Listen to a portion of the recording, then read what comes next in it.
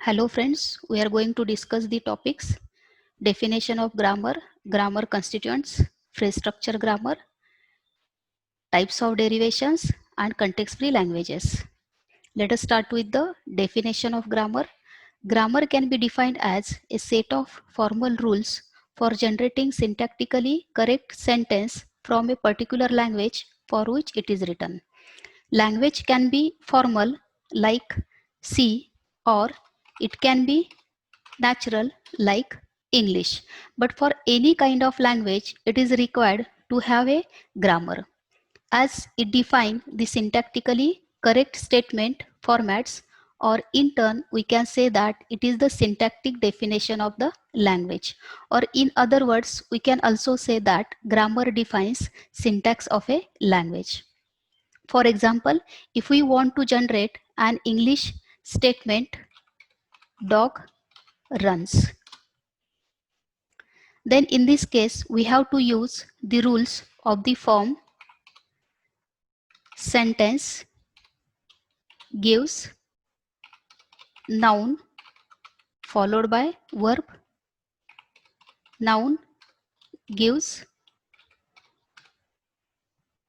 dog, and verb gives runs.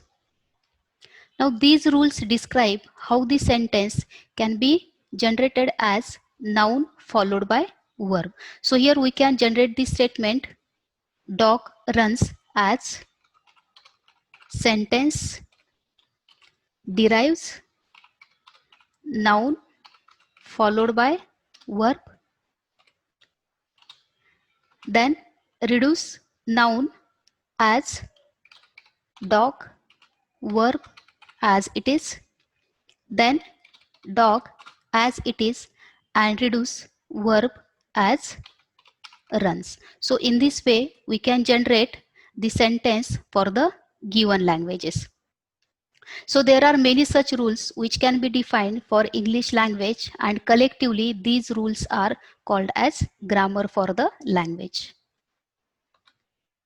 Grammar constituents. Grammar is normally consist of two types of basic elements, that is terminal symbol and non-terminal symbol. Non-terminal symbols are also called as auxiliary variables.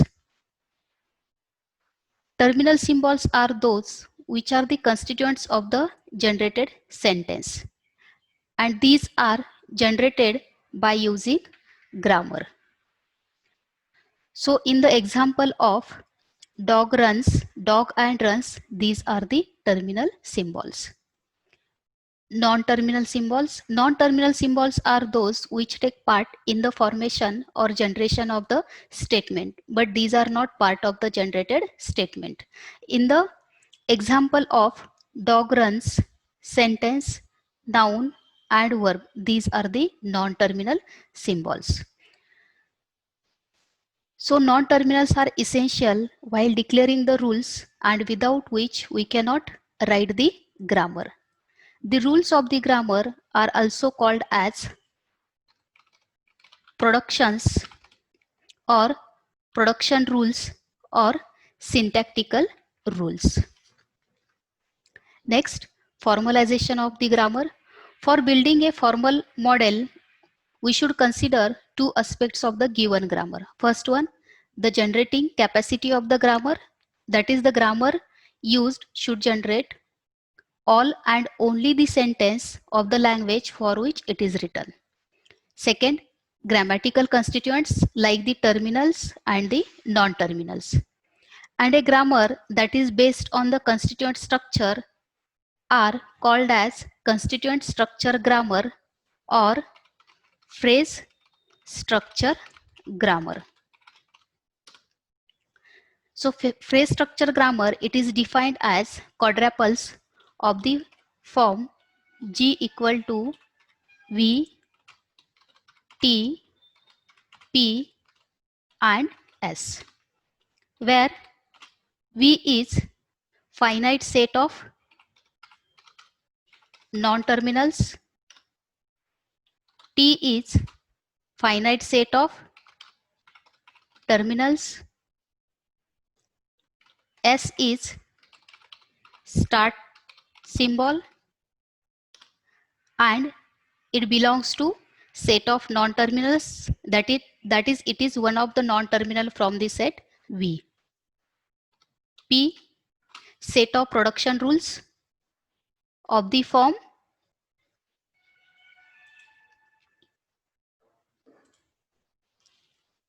alpha gives beta, where alpha and beta, it belongs to V union T bracket closure. That is alpha involving at least one symbol from V. Alpha and beta consist of any number of terminals as well as non-terminals, and these are called as sentential forms. Now the Chomsky had classified the grammar into four major categories, and out of which there is one with the productions of the form A gives alpha, where A is non-terminal and alpha is sentential form, is called as context-free grammar. That is, in this type of grammar, there is a restriction that on the left hand side of each production, there should be only one non-terminal. Next, notations which are followed while writing grammar. Now there are some typical notations used for grammars, as non-terminals are usually denoted by capital letters, that is A, B, C, and so on, while terminals are represented by small letters like A, B, C, and so on. Strings of terminals, that is the valid words of the language for which the grammar is written, are usually denoted as U, V, W, and so on. Then sentential form, that is the string of terminals and non-terminals. These are represented as alpha, comma, beta, comma, gamma, and so on. Then arrow symbol is used for the production, while double arrow, it is used as process of derivation, that is generating any string from the language. Next, let us start with the derivations. Now there are two different ways to derive any string starting with the start symbol using the productions of the grammar. First one,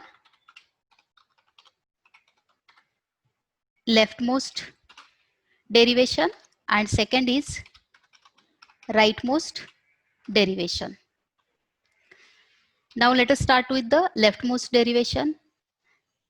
If at each step in a derivation, a production is applied to the leftmost variable, that is the non-terminal, then the derivation is called as leftmost derivation. Now let us start with one example. Now let us consider example as G equal to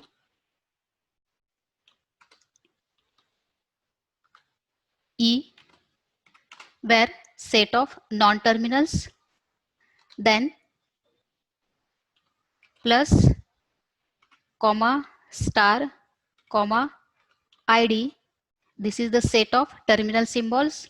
Then P, production rule, and capital E, it is the start symbol, where P is, that is the set of productions are E gives E plus E, E gives E star E, and E gives ID. And here we want to derive the leftmost derivation for the string id plus id. Now here first we will label the productions as 1, 2 and 3. Now let us start with the derivation process. Now first we will start with the first production as E derives E plus E by using production rule number 1. Then as it is the leftmost derivation, we will reduce the leftmost E as id by using the production number 3.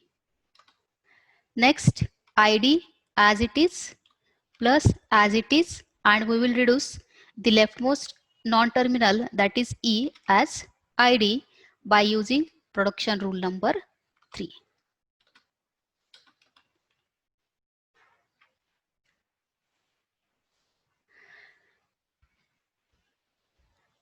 Now this is the derivation of id plus id by using the leftmost derivation. Now in this, at each step of the derivation, always a leftmost non-terminal symbol is replaced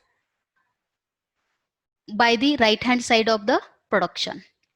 At each step in the derivation, we get some string containing both terminals and non-terminals, that is the sentential form is called as left sentential form. Now here E plus E, it is a sentential form, then id plus E, it is a sentential form, and id plus id, it is also a sentential form. Next derivation, that is the rightmost derivation. Now if at each step in a derivation a production is applied to the rightmost non-terminal, then the derivation is called as rightmost derivation. Rightmost derivation is also called as canonical derivation. Now consider the same grammar and let us derive the same string by using the rightmost derivation. Now here also we have to label the productions as 1, 2 and 3. Now let us start with the first production, that is E plus E. Now next we have to use the rightmost derivation. So first we will reduce the rightmost non-terminal. So first E as it is plus and reduce this E by id using production rule number 3. Now next reduce the rightmost E, that is id plus id by using production rule number 3. Now this is the derivation for the string id plus id using rightmost derivation. Now here we are replacing the rightmost variable by the right hand side of the production at every step. At each step we have got some sentential form, and in this it is called as right sentential form. For example, E plus id, id plus id.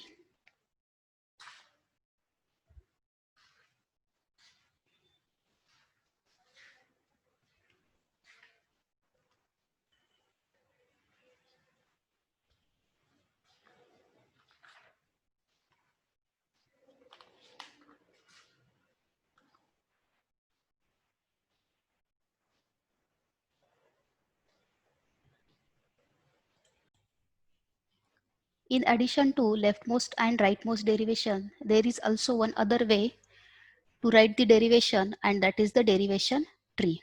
Derivation tree is also called as rule tree or parse tree. Derivation tree is the graphical representation or description of how the sentence has been derived or generated by using the grammar. For every sentence derivable from start symbol, there is an associated rule tree or parse tree.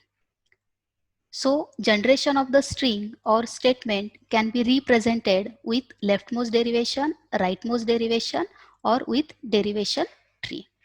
In derivation tree, every vertex has a label which is a symbol from V union T union epsilon. The label of the root node, it is the start symbol. Then the interior nodes are labeled with non-terminals, while the leaf nodes are labeled with the terminal symbols. Now let us draw one derivation tree for the same grammar, that is E gives E plus E, E star E and ID. Now here we will derive the string ID plus ID by using the derivation tree.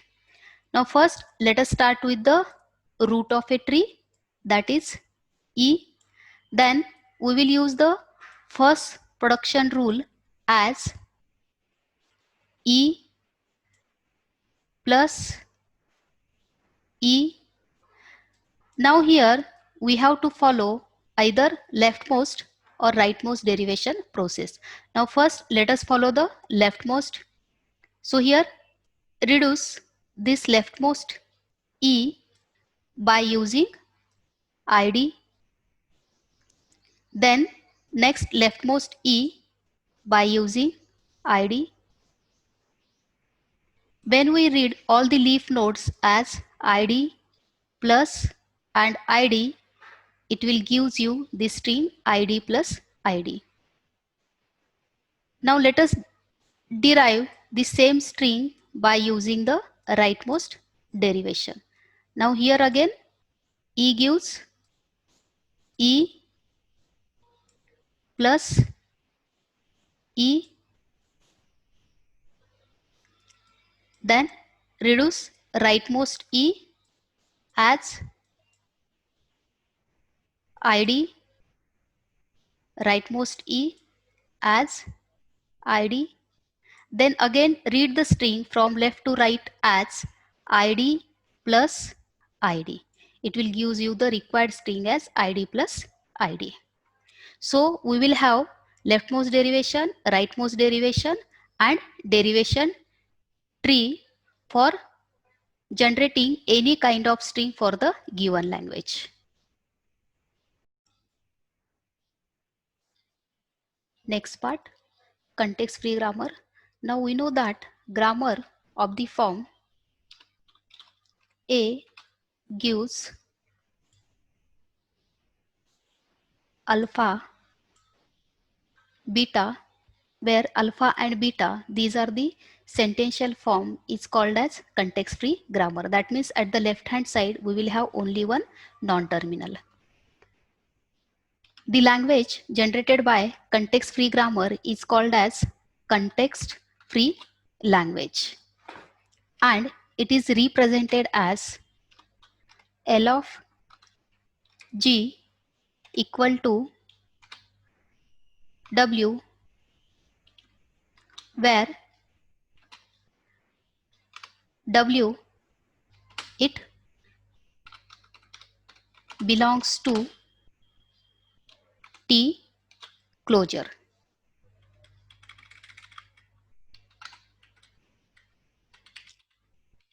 That means W is nothing but all the derivable strings from the given grammar by starting with the start symbol. Now let us say that we are having the grammar as S gives A, S, B or AB. Now for this given grammar, we will find out the corresponding context-free language. Now here,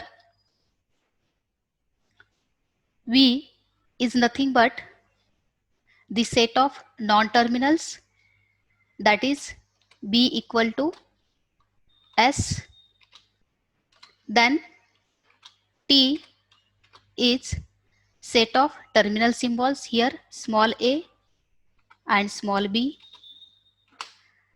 and there are two production rules, that is ASB and AB, and S is the start symbol. Now to find out the corresponding context-free language, we can start deriving all possible strings belongs to the given grammar. Now let us start with the first one.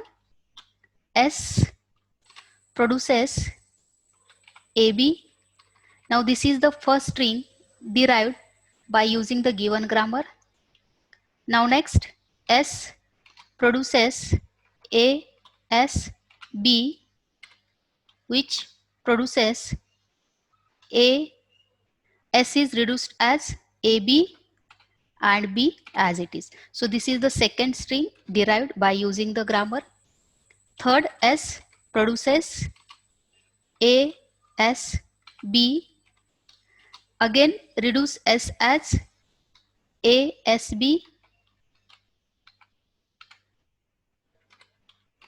This will be reduced as A, S is reduced as A, B and B, B as it is. So this is the third string. Now in this way, if you derive all the possible strings belongs to the given language, we will come to know that it will derive equal number of A's followed by equal number of B's. So the corresponding language for the given grammar is represented as L equal to A raised to N B raised to N, where N it is greater than equal to 1. So the given grammar, it will generate equal number of A's followed by equal number of B's.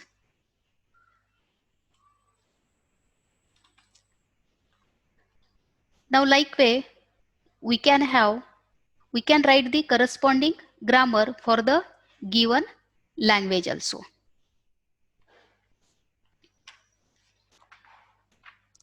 Now let us write the grammar for the language containing any number of A's. Any number of A's means it will derive strings like epsilon, single A, AA, triple times A and so on. Now to derive the epsilon, we have to use production as S gives epsilon. Then to derive the single A, we will have production as S gives A. Now this S gives epsilon and S gives A, it will derive 0 number of A's and single number of A's. Now we have to derive 2 number, 3 number, 4 number of A's and so on. For that, we can write A followed by S. So this A followed by S, it will derive 2 or more number of A's. So it is represented as G equal to V, that is S,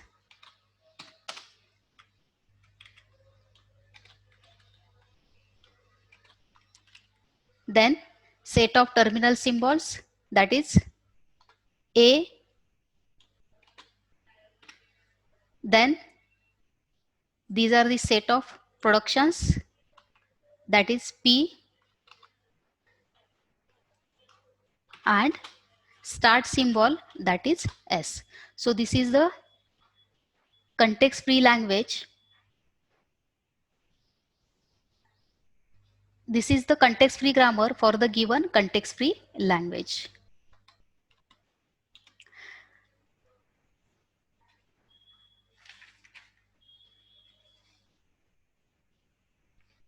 Now let us say that we want to write context-free language for A plus B closure. That means it will derive any number of A's and any number of B's. So corresponding grammar can be written as S gives epsilon to derive 0 number of A's or B's, or We can derive single number of A's or two or more number of A's as AS. Then we can derive one or more number of B's as BS. So this is the corresponding grammar for the given language A plus B closure.